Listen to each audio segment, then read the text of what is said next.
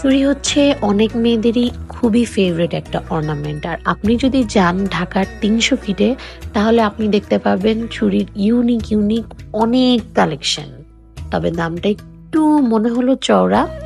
১৫০ টাকা, ২০০ টাকা, ১০০ টাকার নিচে আপনি চুড়ি পাবেন না।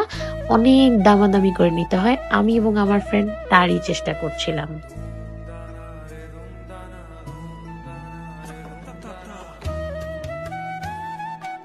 আমার কাছে মনে হয়েছিল যে ঢাকার ওয়ান অফ দ্য বেস্ট চুড়ি মনে হয় ৩০০ ফিটেই পাওয়া যায়।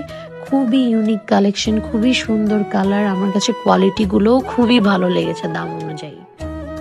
ঢাকার ৩০০ ফিট শুধুমাত্র ঐতিহ্যবাহী হাঁসের মাংসের জন্য না, বরং চুড়ি এবং অনেক বড় মেলার জন্য বিখ্যাত। মেলাটা আমি পুরাটা ঘুরে ঘুরে দেখি, আমার খুবই ভালো লাগে এবং শুনতে পাই যে এরকম ভিড় নাকি মেলাতে প্রত্যেক দিনই থাকে।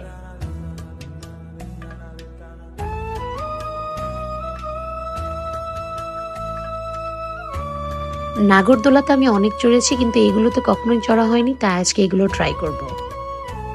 ছোটবেলার মতো এখনো কার কার বাবুল নিয়ে খেলতে ভালো লাগে? আমার তো অনেক ভালো লাগছিল।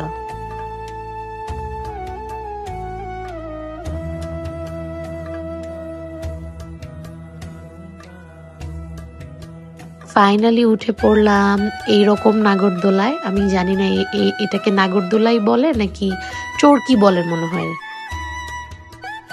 রাতে চরকিতে ওঠার পরে যখন মেলার লাইটিং গুলো দেখা যায়, আসলেই মানে খুব সুন্দর লাগে উপর থেকে।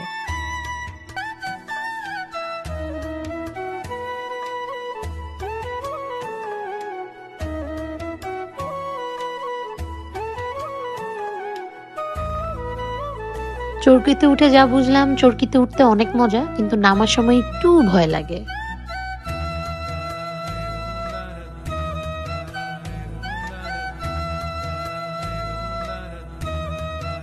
আমি আর আমার ফ্রেন্ড মন ভরে এনজয় করছিলাম একদম ছোট বাচ্চাদের মতো।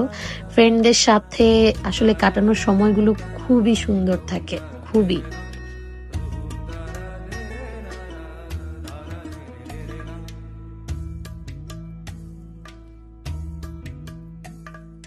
অ্যান্ড ফাইনালি চলে এসেছি আমার ফেভারিট পার্টে, সেটা হচ্ছে মেলাতে এসে ফুচকা খাওয়া।